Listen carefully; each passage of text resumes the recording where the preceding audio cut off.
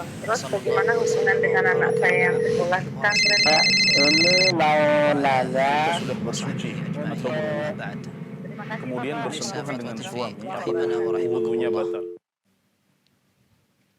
Bismillahirrahmanirrahim. Assalamualaikum warahmatullahi wabarakatuh. Alhamdulillah hamdan katsiran thayyiban mubarakan fih kama yuhibbuna wa yardah. Wassalatu wassalamu ala Rasulillah wa ala alihi wa sahbihi wa man walah. Ikhwatal iman, pemirsa Fatwa TV rahimani wa rahimakumullah dimanapun Anda berada. Ahlan wa marhaban bikum. Alhamdulillah senang sekali rasanya bisa kembali menyapa Anda semua dalam acara live interaktif Fatwa TV dengan tema Hidup Indah dengan Sunnah. Bersama guru kita Al-Ustadz Dr. M.H. Hasan Ayatullah M.A. Hafizahullahu Ta'ala. Salat dan salam semoga tercurahkan kepada Nabi kita yang mulia, Rasul tercinta Nabi Muhammad Sallallahu Alaihi Wasallam, juga kepada keluarga beliau, para sahabat beliau, serta orang-orang yang istiqomah di atas sunnah beliau hingga akhir zaman. Allahumma salli ala Muhammad wa ala ali Muhammad. Ikhwatal iman, pemirsa Fatwa TV rahimani wa rahimakumullah, live interaktif Hidup Indah dengan Sunnah yang diampu langsung oleh Al-Ustadz Dr. M.H. Hasan Ayatullah M.H. Hafizahullah Ta'ala, yang merupakan salah satu anggota Dewan Fatwa Perhimpunan Al-Irsad, dan beliau telah hadir bersama kita di studio Jember Fatwa TV. Mari kita sapa beliau. Assalamualaikum warahmatullahi wabarakatuh, Ustaz Dana. Assalamualaikum warahmatullahi wabarakatuh. Ahlan wa sahlan Saiful. Ustaz. Ayakumullah, Masya Allah, senang sekali bisa kembali menemani Ustaz di Alhamdulillah. studio kita ini. Jazakumullah khair. Gimana kabarnya, Ustaz? Alhamdulillah. Sehat semua. Ustaz? Alhamdulillah sehat. Sama keluarga sehat, Ustaz? Alhamdulillah. Baik Ustaz, jazakumullah khairan atas kesempatan dan waktunya, dan sebagaimana biasa di pembukaan kita minta berupa nasihat, Ustaz. Baik. Faltafadhal maskura ma'jura. Bismillahirrahmanirrahim.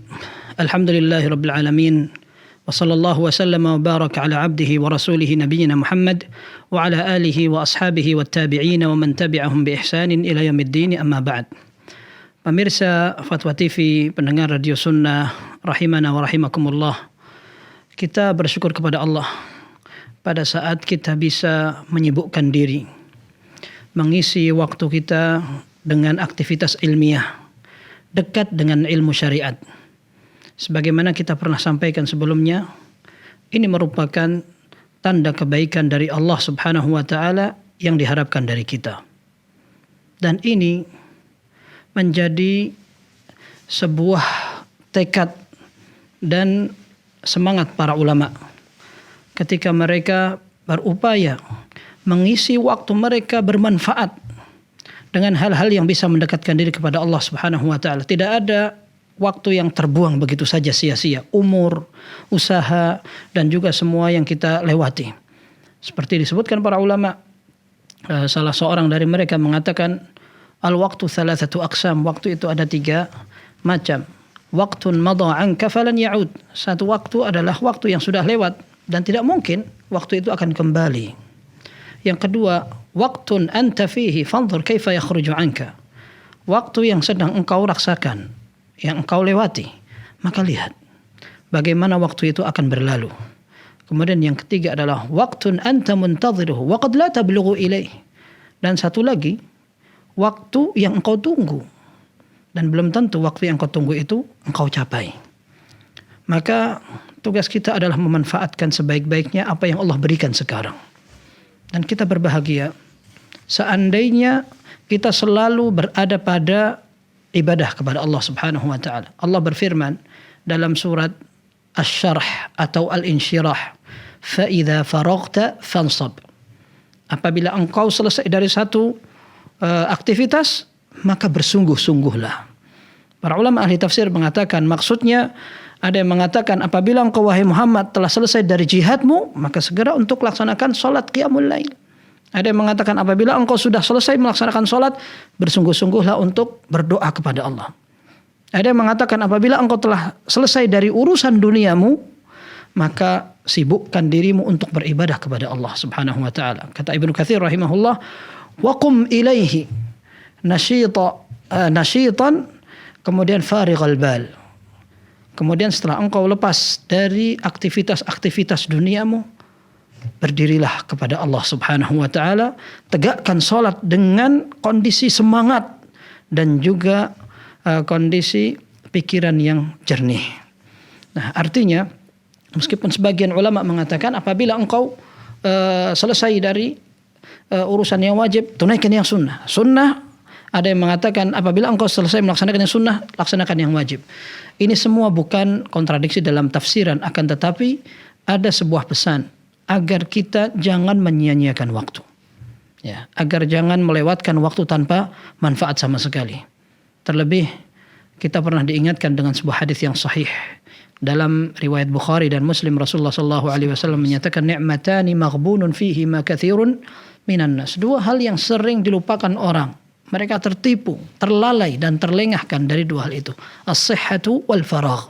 Ya, nikmat sehat dan waktu luang. Maka jangan sampai waktu luang itu terbuang sia-sia. Kita akan menyesal ketika kita dalam keadaan terpepet dan terjepit. Maka sebisa mungkin kita usahakan waktu ini selalu bisa menambah ilmu, menambah ketegatan kepada Allah Subhanahu wa taala. Salah seorang ulama mengatakan, "Idza marra 'alayya yawmun wa lam azid fihi 'ilman fala burika li fi dzalikal yaum." Apabila satu waktu lewat dan aku tidak bisa menambah ilmu, maka aku tidak mendapatkan keberkahan di waktu itu.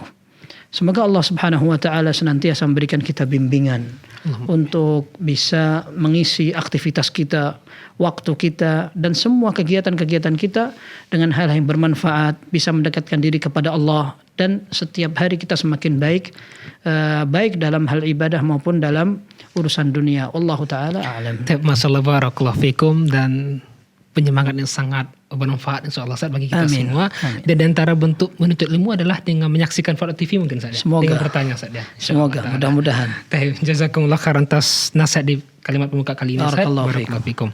Para pemirsa, para pendengar dimanapun Anda berada, kita juga sampaikan acara live interaktif ini juga direlay oleh radio yang tergabung di Asosiasi Radio Televisi Islam Indonesia. Di antaranya Radio Sahabat Tegal Jawa Tengah, Radio MD FM Probolinggo, lantas Radio Sago FM Sumatera Barat, Radio Al-Hikmah Banyuwangi, kemudian Radio Tuah FM Riau, dan Radio Mas FM Seragen.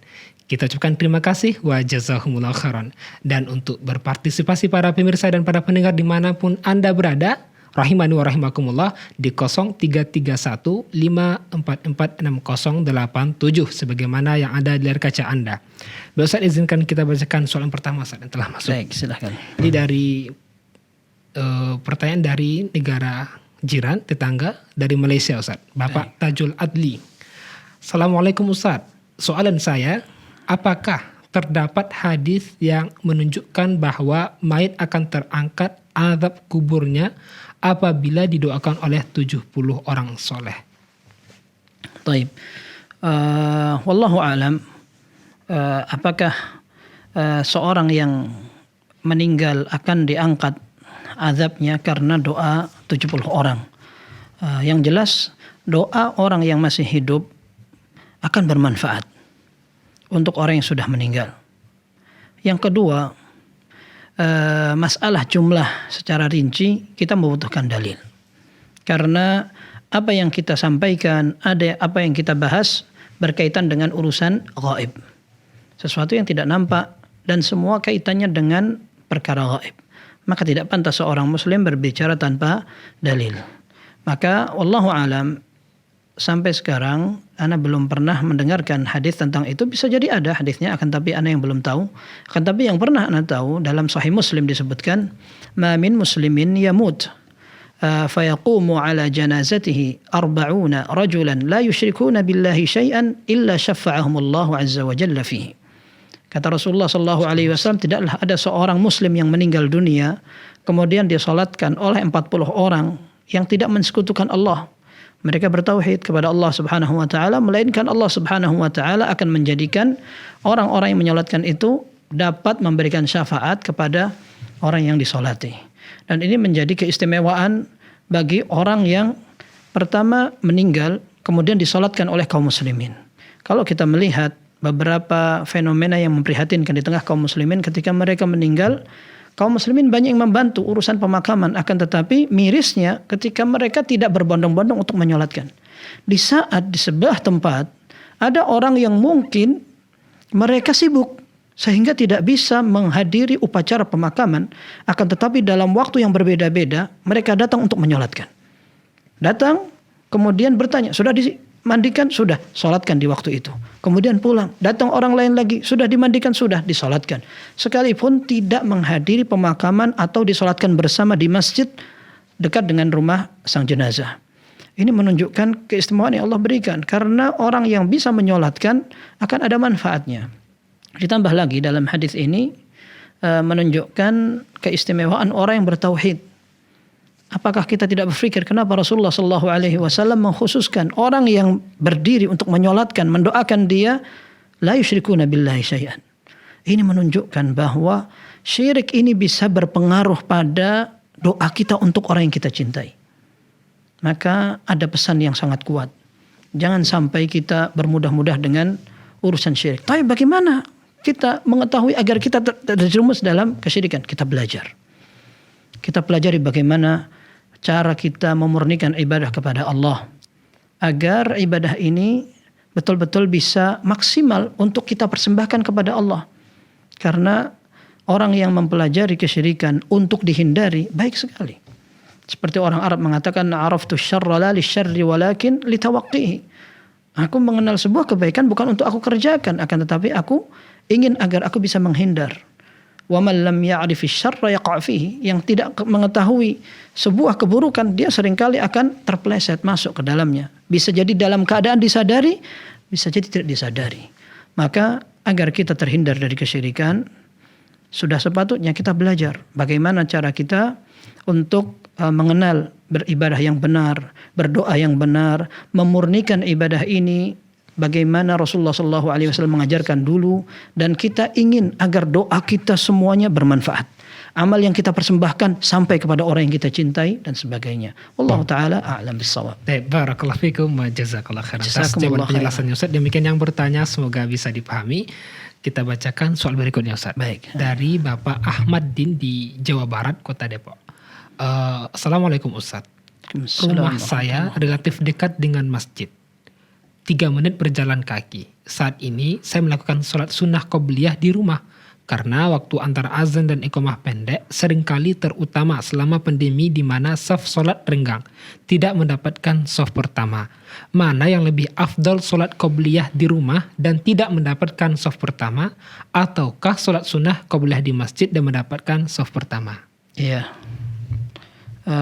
Sebelumnya kita berdoa kepada Allah Subhanahu wa taala agar segera Allah mengangkat wabah dari kaum muslimin secara maksimal, sebersih-bersihnya, sehingga kita dapat kembali melaksanakan aktivitas sebebas-bebasnya. Akan tapi justru kita juga perlu mengevaluasi, kita perlu mensyukuri nikmat Allah, kita juga perlu menjaga diri, memelihara semua nikmat yang Allah berikan kepada kita. Tapi terkait dengan pertanyaan ini, apa yang lebih dipilih? Salat di rumah, salat sunnah qabliyah yang dilakukan sebelum melaksanakan salat fardu, akan tetapi konsekuensinya tertinggal shaf awal karena akan penuh duluan. Atau salat di shaf awal akan tetapi mau tidak mau dia harus berangkat waktu azan sehingga salat sunnahnya di masjid. Nah, para ulama mengatakan kalau seandainya mungkin untuk dilakukan dua-duanya, berarti itu yang dipilih. Berarti kita perlu menyiapkan dulu sholat ketika azan berkumandang. Ya, ketika azan dikumandangkan kita sudah siap dalam keadaan berwudu. Begitu azan selesai kita ucapkan doanya, doa setelah azan, kemudian kita laksanakan sholat sunnah. Baru setelah itu berangkat. Ya. Kemudian kalau seandainya tidak memungkinkan, karena kaum muslimin, masya Allah semangat. Begitu mereka mendengarkan azan, mereka bergegas kemudian memenuhi shaf awal. Nah, ini merupakan fenomena yang sangat disyukuri. Ya, semoga semua tempat seperti itu. Tapi mana yang lebih diutamakan? Wallahu a'lam. Yang lebih diutamakan adalah sholat di rumah. Karena dalam hadis yang sahih diriwayatkan oleh Imam Bukhari, Rasulullah SAW menyatakan afdalu salatil mar'i fi baitihi illa al-maktubah. Ya, sebaik-baik sholat seseorang apabila dia lakukan di rumah kecuali sholat fardu. Berarti sholat fardu tempatnya bukan di rumah, dan sholat sunnah lebih afdal dilakukan di rumah. Kecuali kata para ulama sholat sunnah yang dianjurkan untuk jamaah. Seperti sholat gerhana, sholat istisqa, kemudian sholat tarawih, dan sebagainya. Adapun sholat-sholat sunnah lainnya, hukum asalnya kita lebih afdol untuk laksanakan di rumah. Kemudian ada hadis lain dari Ibnu Umar dalam Sahih Muslim dikatakan, ij'alu fi buyutikum min salatikum wa la tattakhidhuha qubura. Ya. Jadikan sebagian salat yang kamu lakukan dilaksanakan di rumah. Jangan kalian perlakukan rumah kalian seperti kuburan. Imam Nawawi rahimahullah mengatakan maksudnya jangan dikosongi dari salat. Gitu. Maka kalau kita melaksanakan salat fardu di masjid berjamaah, maka di rumah kita bagikan sebagian dari salat kita, itu salat sunnah. Ini ada perintahnya sehingga salat di rumah lebih ditekankan. Nah, terlebih juga salat ketika di rumah ini khitab atau anjuran dari Nabi SAW lebih awal daripada ketika kita sampai di masjid. Kita sampai di masjid, kita dianjurkan untuk melengkapkan shaf awal fal awal. Yang mana yang lebih lebih awal kita lengkapi terlebih dahulu. Sedangkan ketika kita di rumah, maka perintah itu masih belum berlaku. Perintah itu berlaku dari melaksanakan sholat sunnah. Maka kita dahulukan yang lebih awal perintahnya. Wallahu ta'ala a'lam. Masya Allah, barakallahu fikum wa jazakumullah khairan Jazakumullah atas khairan, jawaban barakallahu penjelasannya. Demikian yang bertanya semoga bisa dipahami. Dan sudah terhubung penelpon. Kita coba sapa. Assalamualaikum Fatwa TV. Waalaikumsalam. Ya, silakan Ibu hamba Allah di Jakarta Timur. Iya. Assalamualaikum Ustadz. Barakallahu fikum Ustadz. Waalaikumsalam warahmatullahi wabarakatuh.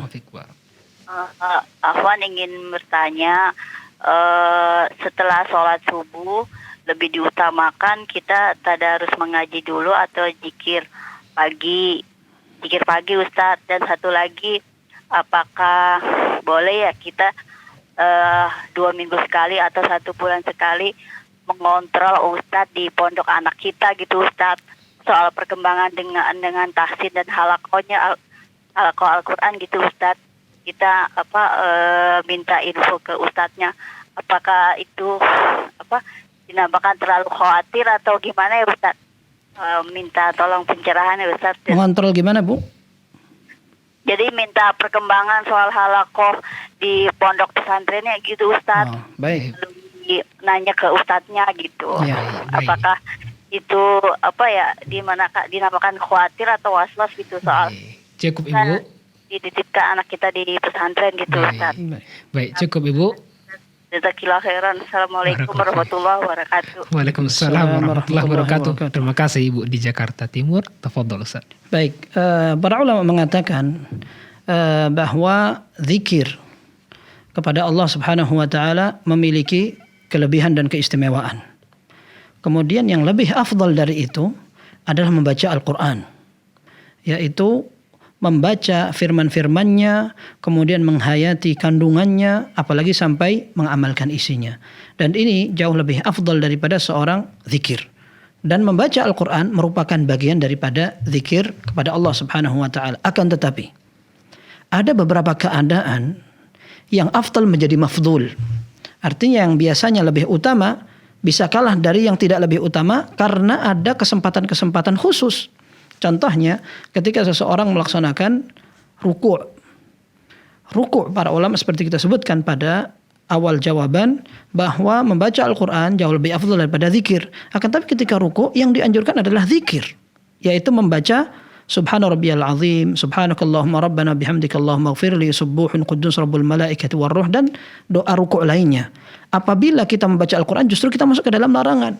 Karena Rasulullah SAW justru menyampaikan, inni nuhitu an aqra al-Qur'ana raki'an aw sajida. Aku dilarang oleh Allah untuk membaca Al-Qur'an ketika ruku' atau sujud. Taib. Sehingga dalam beberapa keadaan justru bacaan zikir lebih diutamakan daripada membaca Al-Qur'an yang secara umum sebenarnya lebih afdal. Kenapa? Karena ada tempat-tempat yang memang disediakan dengan sebuah ibadah khusus. Maka ketika kita melaksanakan sholat, kemudian kita akan membaca zikir atau membaca Al-Quran. Dua-duanya dilakukan. Akan tetapi bisa dilakukan dengan urut. Yang pertama kita baca zikir dulu. Zikir habis sholat.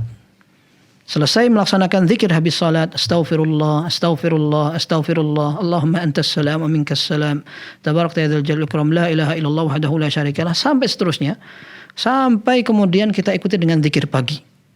Ya, asbahna wa asbahal mulku lillah walhamdulillah, la ilaha illallah wahdahu la syarikalah, lahul mulku wa lahul hamdu wa huwa ala kulli syai'in qadir. Sampai seterusnya, sampai salawat, sampai a'udzu bikalimatillahi tammati min syarri ma khalaq dan seterusnya. Baru setelah itu baca Al-Qur'an. Sehingga kita bisa menggabungkan dua hal tersebut. Dan kalau seandainya memang waktunya sangat singkat, maka kita utamakan dulu zikirnya. Karena membaca Al-Quran bisa dilakukan kapan saja. Dan yang lebih afdal jelas, kalau kita bisa lakukan dua-duanya, wallahu ta'ala a'lam. Yang kedua, berkaitan dengan kita bertanya kepada para pengasuh, pembimbing, atau musyrif, atau guru kelas dan sebagainya. Ini bagus. Justru bukan merupakan was-was atau intervensi, tidak. Asal cara kita dalam menghubungi para pengasuh dengan cara yang pas dan pantas. Kalau seandainya kita bertanya, insya Allah tidak apa-apa. Mengetahui perkembangan anak ini merupakan sebuah perhatian yang ditampilkan oleh wali santri atau wali siswa. Justru jangan sampai ada seorang wali santri tidak tahu menahu bagaimana perkembangan anaknya di jauh sana, begitu dia melakukan pelanggaran dihukum, dia tidak terima nuntut-nuntut. Ini jelek sekali. Dan fenomena seperti ini terjadi beberapa kasus, ya tidak sedikit. Maka justru bagus sekali ketika ada wali santri yang juga bisa berkomunikasi aktif dengan para pengasuh, bagaimana perkembangan anak. Kalau seandainya memang harus ada perbaikan, masukan dan saran tidak apa-apa. Kecuali kalau memang dibatasi. Pesantren memiliki kebijakan dibatasi seperti ini ya tidak apa-apa. Lakukan secara prosedural. Wallahu ta'ala. Barakallahu fikum wa jazakallah khairan atas jawaban dan penjelasannya Ustaz. Demikian yang bertanya semoga bisa dipahami dan tampaknya sudah terhubung kepada penelpon setia kita Ustaz. Ibu Rosmini di Pacitan. Assalamualaikum warahmatullahi wabarakatuh. Rosmini. Ya, waalaikumsalam warahmatullahi wabarakatuh. Silakan Ibu. Iya. Assalamualaikum warahmatullahi wabarakatuh, Ustaz. Waalaikumsalam warahmatullahi wabarakatuh. Alhamdulillah. Begini Ustaz, saya mendengar bahwa setiap Jumat itu ada bacaan khusus yang dibaca ketika waktu sholat. Terus yang pertama surat As-Sajdah, terus yang kedua surat Al-Insan. Bagi yang belum hafal, apa bisa itu dipotong beberapa ayat gitu saja? Dan sholat yang mana yang membaca surat itu? Apa selama sehari itu 5 kali sholat itu membaca itu saja? Apa bagaimana? Kami mohon penjelasannya. Terus yang kedua, kalau Nabi itu sholatnya berdirinya lama, rukuknya lama, sujudnya juga lama.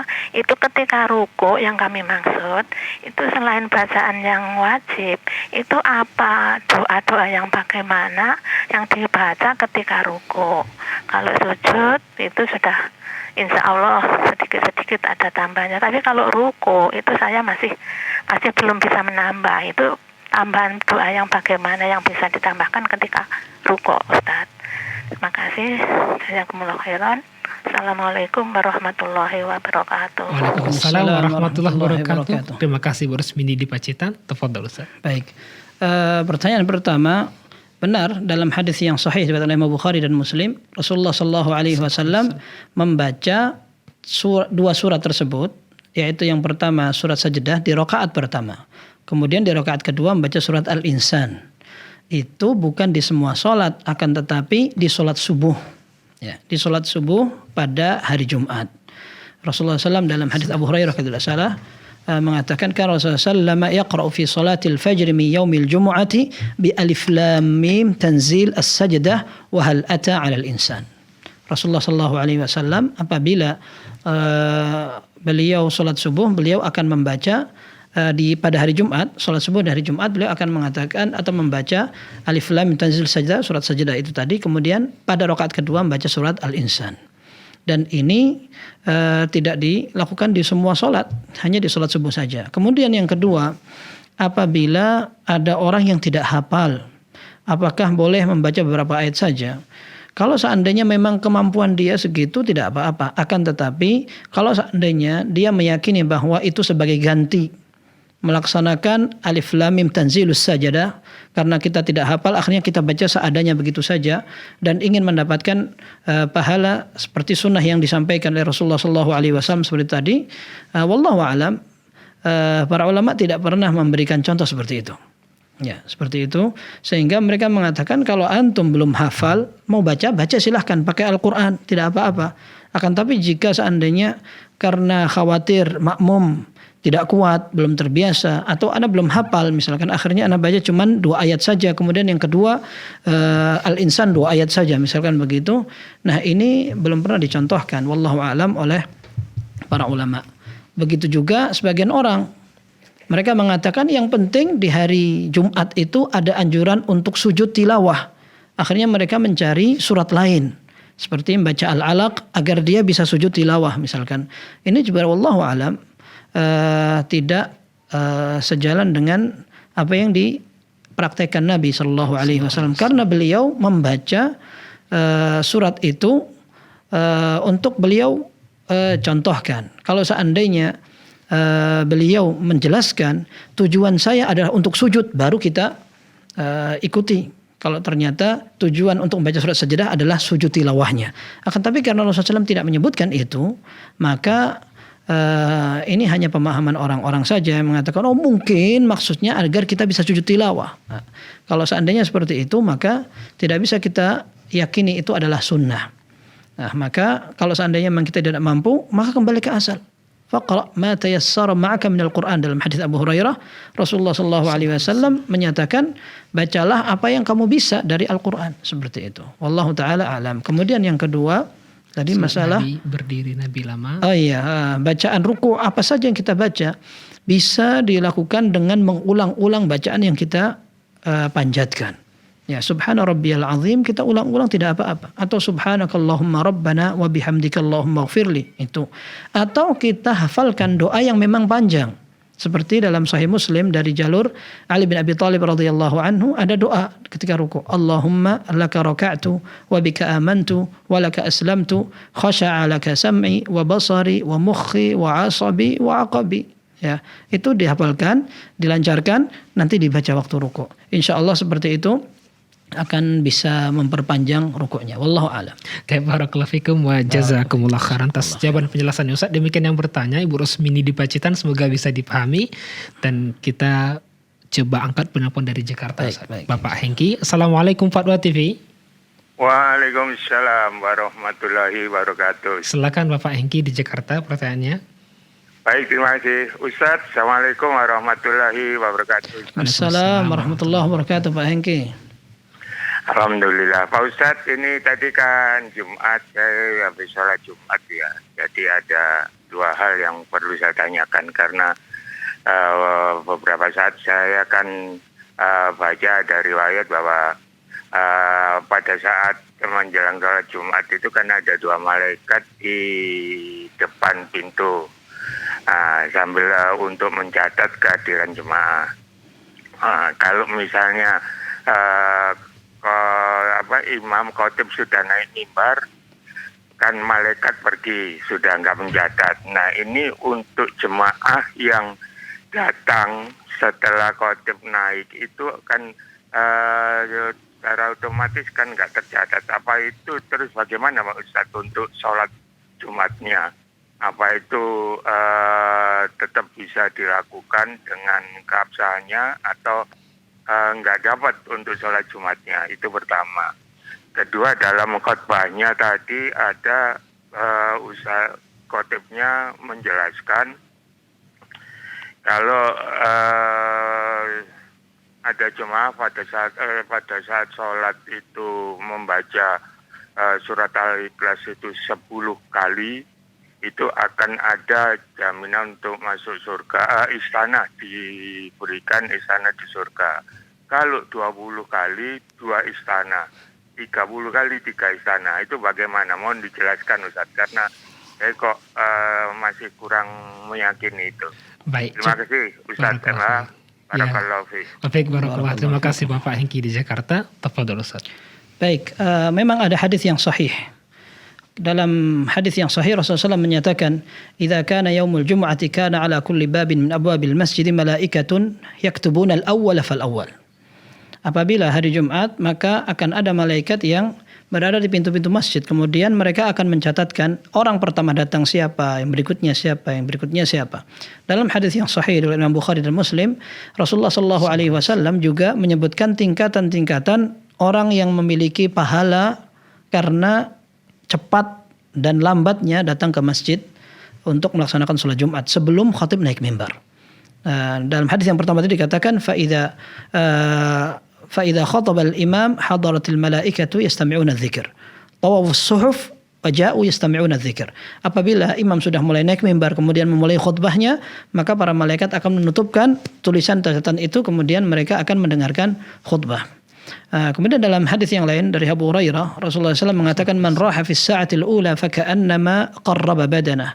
Barang siapa yang datang di awal waktu, dia seperti mempersembahkan kepada Allah, berkorban dengan seekor unta. Wa man raha fis sa'ati tsaniyah faka'annama qarraba baqarah. Barang siapa yang datang di waktu kedua, maka dia akan mendapat pahala seperti orang yang berkorban seekor sapi. Wa man raha fis sa'ati tsalitsah faka'annama qarraba kabshan aqran.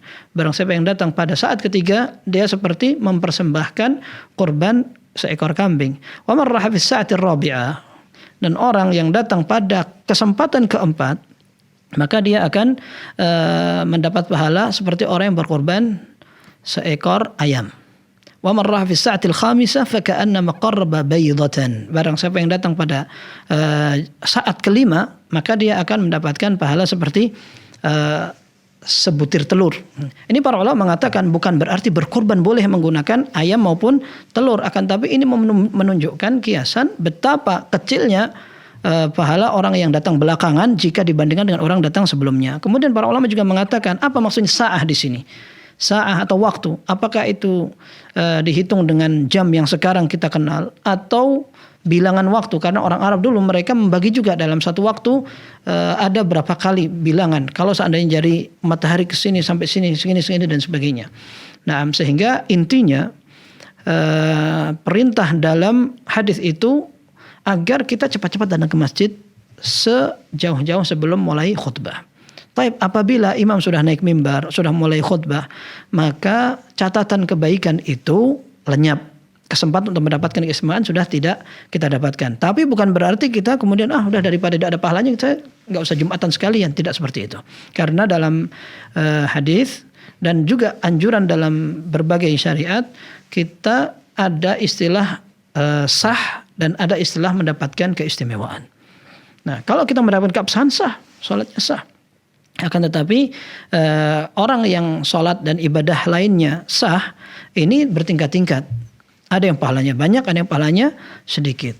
Nah, orang yang mungkin pahalanya sedikit, tapi ibadahnya sah, itu yang tidak apa-apa. Minimal ibadah kita sah dan kita sudah dicatatkan sudah hadir sholat Jumat. Tapi keutamaan tadi tidak kita terima. Ya, tapi kita tetap mendapatkan pahala sholat berjamaahnya, kemudian kita sholat Jumatnya kita dapat, insya Allah seperti itu. Kecuali orang yang melakukan pelanggaran dalam menghadiri sholat Jumat, seperti dalam sebuah hadis dikatakan man massal hasa faqad lagha. Barang siapa yang bermain kerikil maka dia telah sia-sia pahala Jumatnya. Seperti itu. Sebagian ulama mengatakan berarti dia tidak ada pahala keistimewaannya, tapi sholat Jumatnya sah tetap. Nah, hukum asalnya sholat Jumatnya tetap sah, tapi dia kehilangan pahala sholat Jumat. Seperti itu. Kalau yang pertama tadi, dia kehilangan pahala keistimewaan.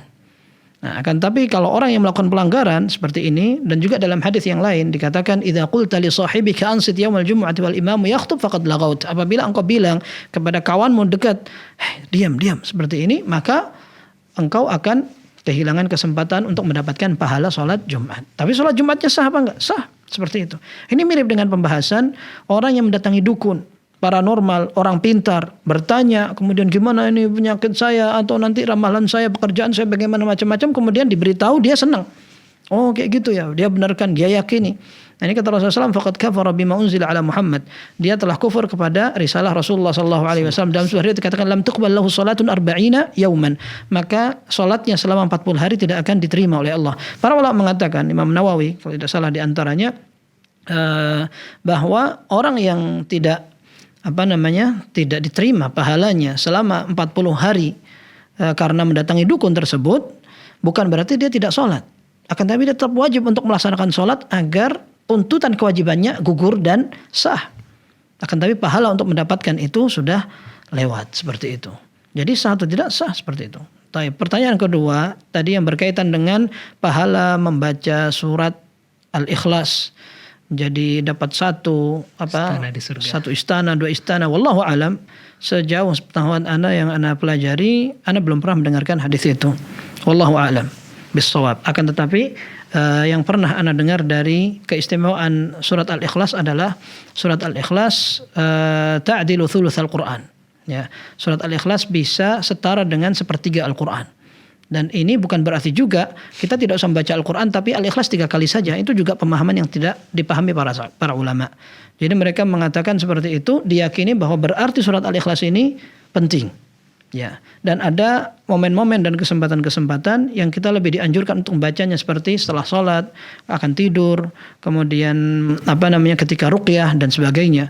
Akan tetapi kemudian mengatakan karena ini thuluthul Quran, setara dengan setengah atau 1/3 Al-Quran, akhirnya kita hanya membaca itu 3 kali dalam satu hari, seperti kita sudah hatam, sudah nggak usah baca Al-Quran. Ini keliru, pemahaman yang tidak dipahami seperti oleh para ulama. Wallahu ta'ala a'lam. Jadi kalau antum mendengar seperti itu, antum tanya aja kepada sang khotib, sang alim, pak guru dan sebagainya. Antum tanya itu dalilnya sahih apa enggak. Kalau antum bisa dapat naskah Arabnya, bagus sekali untuk kita bantu untuk mencarikan. Karena kita seringkali ditanya dengan hadis berredaksi Indonesia, akhirnya kita kebingungan untuk mencarinya bagaimana.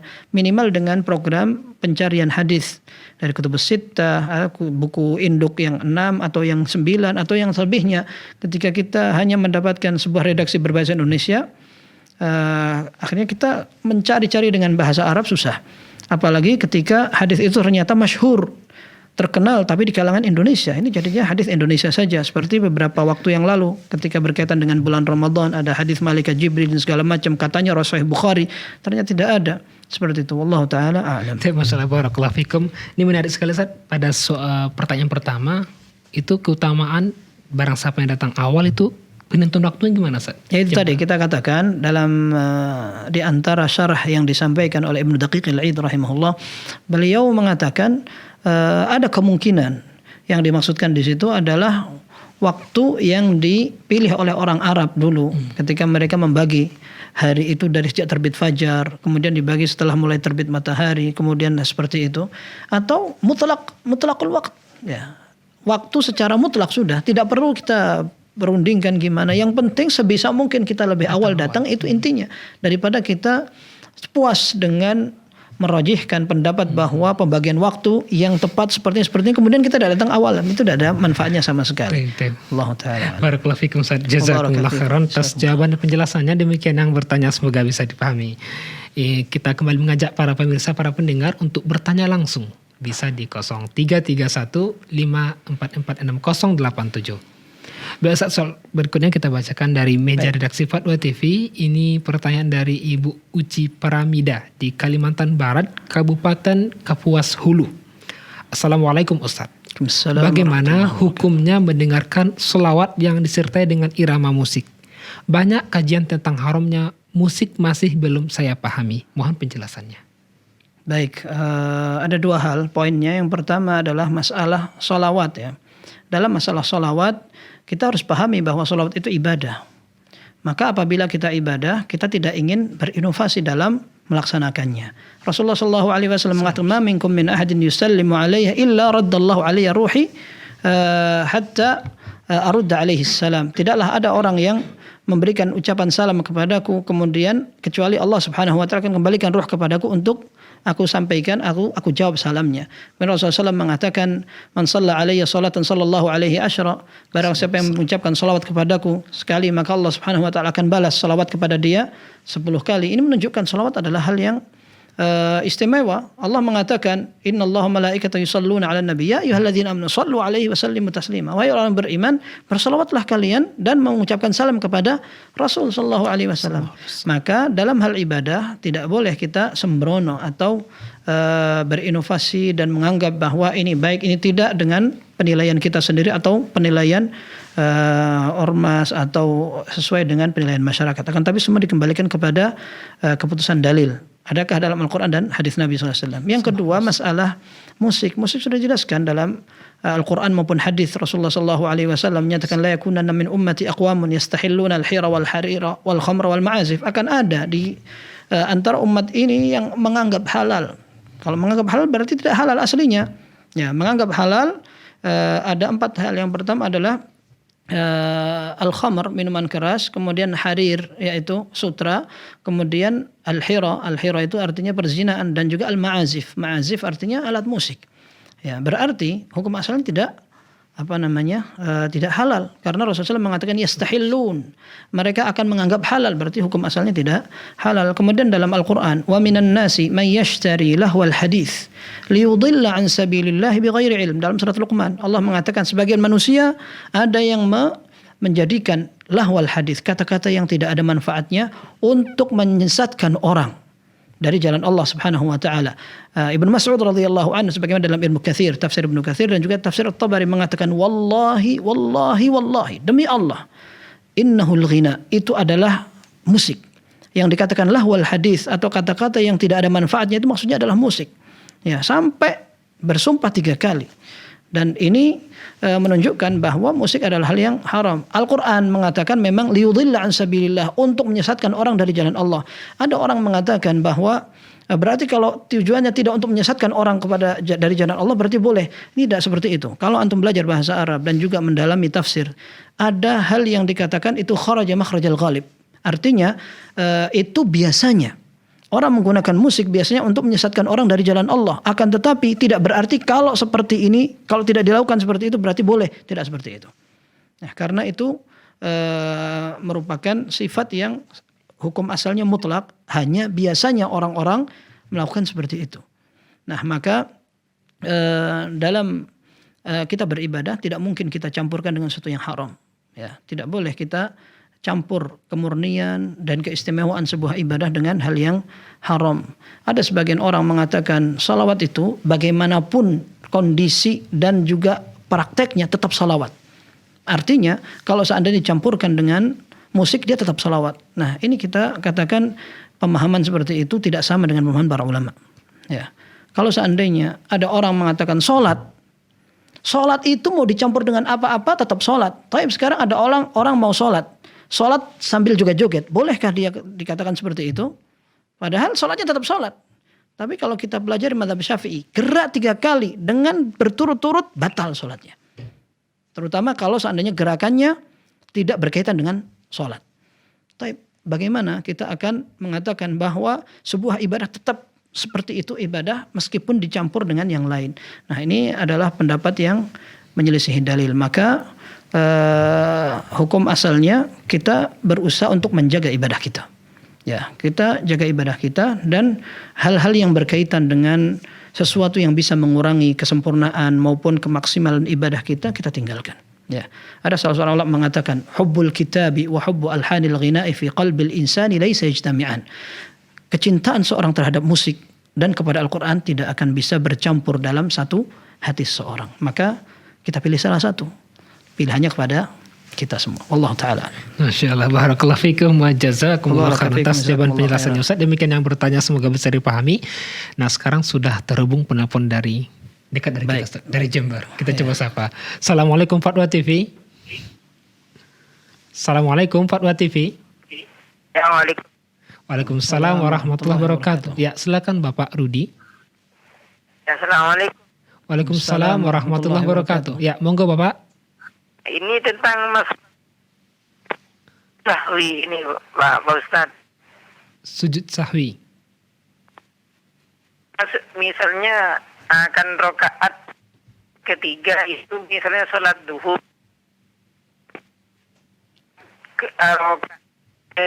Ketiga itu terlanjur duduk tahiyat. Iya Bapak. Ya, lalu ada makmum yang Ya, diulang Bapak pertanyaannya Bapak. Ya gini. Halo? Ya, silakan Bapak. Nah, ini tentang sujud sahwi. Misalnya sholat duhur. Nah, ketika itu imam terlanjur membaca tahiyat setelah duduk. Ada makmum yang mengingatkan seperti membaca subhanallah. Imam harus berdiri itu. Apa dilanjutkan aja itu. Gimana caranya itu, Ustaz? Baik, bisa dipahami, Ustaz. Baik, cukup Bapak. Ya cuma itu. Baik, terima kasih. Terima kasih atas jawabannya Ustaz. Assalamualaikum. Waalaikumsalam warahmatullahi wabarakatuh. Terima kasih Pak Rudi di Jember. Iya. Baik Pak Rudi, sebagian ulama mengatakan apabila kita sudah mulai masuk ke dalam sebuah rukun, maka kita tidak boleh untuk meninggalkan. Sehingga ketika kita duduk, sudah mulai tasyahud, kemudian ada orang yang baru mengingatkan subhanallah, maka kita lanjutkan. Baru setelah itu kita tambah. Kita tambah lagi untuk kembali ke rakaat berdiri, melaksanakan atau menyempurnakan rakaat keempat. Baru setelah itu kita tasyahud lagi, kemudian kita sujud sahwi, seperti itu. Sehingga kalau memang kita belum kalau kita sudah betul-betul mulai tasyahudnya, maka seperti itu. Tapi kalau seandainya baru duduk saja, belum mulai, baru duduk dan belum tenang duduknya, kemudian ada yang mengatakan subhanallah, maka kita berdiri. Karena hukum asalnya itu masih mungkin untuk di istidrak atau dikejar, ya. Belum lama kita berpindah dari satu rukun ke rukun yang lain. Wallahu taala a'lam, seperti itu. Kalau seandainya sudah mulai tasyahud seperti kita sampaikan tadi, silahkan diselesaikan tasyahudnya, baru setelah itu nambah lagi rakaat keempat, kemudian nanti tasyahud lagi, kemudian sujud sahwi. Wallahu taala a'lam. Barakallahu fikum, syukran jazakallah khairan atas jawab penjelasannya Ustaz. Demikian yang bertanya, semoga bisa dipahami. Sekarang kita coba sapa penelpon dari Bogor, Ustaz. Baik. Assalamualaikum Fatwa TV. Waalaikumsalam warahmatullahi wabarakatuh. Hamba Allah dari Bogor, Pak Ustaz. Silakan Bapak. Assalamualaikum warahmatullahi wabarakatuh, Pak Ustaz. Assalamualaikum warahmatullahi wabarakatuh. Semoga Allah menjaga Pak Ustaz, keluarga dan kru semua, Pak Ustaz. Amin. Wa iyyakum. Pak Ustaz mau nanya gini, Pak Ustaz. Anak safar, Pak Ustaz. Anak safar dalam perjalanan, kan tahu anak sholat sunnah yang tidak Nabi tinggalkan itu cuma 2. Sholat sunnah qobliyah subuh sama sholat witir. Yang anak tanyakan, kadang anak suka bingung masalah witir, Pak Ustaz. Witir ini sebenarnya arti witirnya gimana nih? Apa cuma dibatasin 1, 3, apa 5, apa 7, apa sampai 11? Apa gimana nih? Karena kalau keseharian di tempat mukim anak umpama sholat tadi anak jangkapin sampai 11, anak sebut itu anak sebutnya itu tahajud seperti itu. Tapi untuk pelaksanaan witirnya anak jadi bingung nih. Berapa yang mesti anak lakukan itu gitu, Pak Ustaz. Jadi itu yang pertama yang anak tanyakan. Yang kedua masalah zikir sholat, Pak Ustaz. Kalau setelah sholat sunnah rawatib lah, itu boleh nggak anak baca istighfar gitu, Pak Ustaz? Kan tahu anak kalau hadisnya kan baca istighfar itu ba'da sholat wajib gitu, Pak Ustaz. Kalau ini pertanyaannya ba'da sholat sunnah. Itu aja, Pak Ustaz. Syukran, jazakallahu khair. Assalamualaikum warahmatullahi wabarakatuh. Waalaikumsalam warahmatullahi wabarakatuh. Terima kasih Bapak di Bogor. Tafadhol Ustaz. Baik, yang pertama itu sholat sebisanya, ya. Apakah mampu untuk melaksanakan sholat 1 rakaat atau 3 rakaat atau 5 rakaat? Mudah saja. Apa yang kita mampu kita kerjakan segitu. Dan hukum asalnya witir adalah bilangan ganjil, sehingga yang kita laksanakan adalah sholat 1 rakaat atau 3 rakaat atau 5 rakaat. Kalau seandainya memungkinkan untuk melaksanakan qiyamul lail, tidak apa-apa juga, karena Rasulullah SAW beberapa saat beliau berkali-kali sholat di atas kendaraannya. Beliau yusabbihu ala dhahri rahilatihi qibala ayyi wajhin tawajjah. Beliau akan sholat sunnah banyakan di atas kendaraannya dan dalam keadaan menghadap kiblat dan tidak menghadap kiblat, pokoknya menghadap ke arah perjalanan. Dan nanti biasanya di akhir pelaksanaan sholat beliau akan mewitirkan bilangan sholat tahajud. Akan tetapi wallahu alam, yang beliau laksanakan 2 itu tidak menunjukkan bahwa semuanya adalah sholat witir. Jadi sekalipun itu akan mengganjilkan semua bilangan yang beliau laksanakan sholat malamnya, tidak berarti sholat witir itu semuanya dikatakan sholat witir. Akan tetapi sholat witir adalah sholat yang memang bilangannya ganjil. Ya, kalau misalkan kita mampu untuk melaksanakan 3 rakaat, silahkan. 5 rakaat silahkan, seperti itu. Wallahu taala a'lam. Yang kedua masalah zikir setelah sholat sunnah. Zikir setelah sholat sunnah dengan istighfar boleh. dalam sebuah hadis yang sahih diriwayatkan oleh Imam Muslim dari Abu Hurairah, anna Rasulullah sallallahu alaihi wasallam kana idzan sarafa min salatihi istaghfara thalathan. Rasulullah SAW apabila beliau salam dan selesai dari salatnya, maka beliau akan segera mengucapkan istighfar. Maka salah seorang rawinya yaitu Al-Walid bin Muslim bertanya kepada gurunya Al-Auza'i, faqultu Al-Auza'i, kaifa al-istighfar? Istighfar itu bagaimana? Maka gurunya mengatakan astaghfirullah, astaghfirullah, astaghfirullah. Jadi istighfar itu istighfar astaghfirullah, astaghfirullah, astaghfirullah. Para ulama memahami bahwa hadis ini umum, tidak hanya berkaitan dengan sholat fardu saja, akan tapi bahkan sholat sunnah boleh. Ketika orang salam dari sholat sunnah, dia kemudian mengatakan astaghfirullah, astaghfirullah, astaghfirullah, Allahumma antas salam wa minkas salam, tabarakta ya dzal jalali wal ikram, karena kelengkapan hadis ini seperti itu. Karena Rasulullah SAW idza sarafa min salati istaghfara thalathan wa yaqul Allahumma antas salam wa minkas salam tabarakta ya dzal jalali wal ikram, sehingga menunjukkan bahwa istighfar yang diikuti dengan Allahumma antas salam bisa dilakukan salat fardu, bisa dilakukan juga ketika salat sunnah. Wallahu taala alam. Masya Allah, syukran wa jazakumullah khairan atas penjelasan dan jawabannya. Ustaz, demikian yang bertanya, semoga bisa dipahami. Nah, sekarang kita coba sapa pula penelpon dari Singkawang, Ustaz. Baik. Assalamualaikum Fatwa TV. Waalaikumsalam warahmatullahi wabarakatuh. Silakan Bapak Rizal.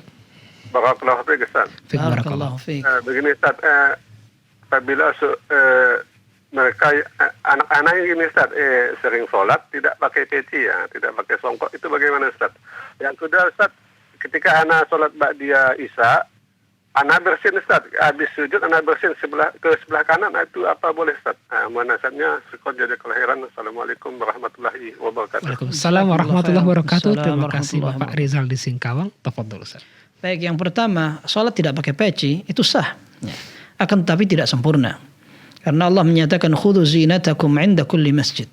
Gunakan atau kenakan semua perzinah atau yang bisa memperindah dirimu ketika engkau datang untuk melaksanakan sholat di masjid. Sehingga perintah ini menunjukkan bahwa ada anjuran untuk menggunakan pakaian sebaik-baiknya. Nah, sehingga yang diharuskan atau bukan diharuskan, akan tapi ditekankan sekali seorang menggunakan pakaian sebaik-baiknya ketika akan menghadap kepada Allah Subhanahu wa taala. Tapi para ulama mengatakan bahwa syarat sah salat adalah menutup aurat. Sehingga ketika salat seorang menggunakan pakaian apapun tapi semua aurat sudah tertutup, maka sah. Termasuk di antaranya meskipun bukan aurat, akan tetapi memang ada penekanan yang kuat agar tidak membuka anggota badan, seperti contohnya katif, ya, pundak. Dalam sebuah hadis dikatakan ada penekanan yang sholat pundaknya sholat dan pundaknya terbuka, maka laisa ala atiqihi minhu syai'. Dalam sebuah riwayat dikatakan Rasulullah SAW melarang atau mengatakan bahwa sholat seorang tidak akan diterima sementara di katif atau di pundaknya tidak ada pakaian menutupi. Nah, ini menunjukkan bahwa hal yang seperti ini yang diperhatikan. Selebihnya maka tidak berkaitan dengan sah atau tidaknya. Akan tetapi kalau berbicara tentang masalah kesempurnaan, maka tentu orang yang menggunakan pakaian yang lebih baik, kemudian rapi, dan juga pakaian yang putih karena dia lebih disukai oleh Allah Subhanahu wa taala, maka ini jelas lebih sempurna, terutama ketika menggunakan peci dan pakaian yang lain. Kalau seandainya di sebuah tempat pakaian yang dijadikan sebuah kehormatan adalah menggunakan imamah juga, kalau tidak menggunakan berarti kurang kewibawaannya, maka dipakai juga seperti itu. Dan para ulama memperhatikan hal yang seperti ini sehingga mereka menjaga kewibawaan dan kehormatan dirinya di semua tempat. Akan tapi kalau pertanyaannya sah atau tidak sah, tidak ada masalah seperti itu. Wallahu taala a'lam. Kemudian pertanyaan kedua tadi, sujud masalah dan bersin ke kanan. Ketika dalam salat kita bersin, kemudian kita mengucapkan alhamdulillah tanpa sengaja, maka tidak apa-apa untuk kitanya. Tapi untuk orang lain, kalau dia sedang salat juga tidak mengucapkan yarhamukallah. Kalau seandainya dia secara spontan mengucapkan yarhamukallah tidak sengaja, insya Allah tidak batal. Akan tetapi kalau seandainya dia sengaja, bisa jadi menurut pendapat sebagian ulama batal karena dia mengucapkan sebuah lafaz yang bukan dari bagian salat itu. Sehingga ketika dia mendengar ada orang bersin, ya dia tidak jawab. Dia tidak jawab karena sedang melakukan ibadah dan zikir yang dibaca yang lebih fokus dan ditekankan lagi. Wallahu taala alam. Tadi kalau nggak salah beliau tanya juga bersinnya ke kanan atau ke kiri, Ustaz? Bersin di mana tergantung. Kalau seandainya di kiri ada orangnya, jangan di kiri, akan tapi ke bawah. Ya. Kalau dalam sebuah hadis yang dibahas adalah bukan masalah bersin, akan tapi masalah busok atau membuang ludah. Ini di zaman dulu dalam Nabi Shallallahu Alaihi Wasallam ketika masjid masih beralaskan tanah.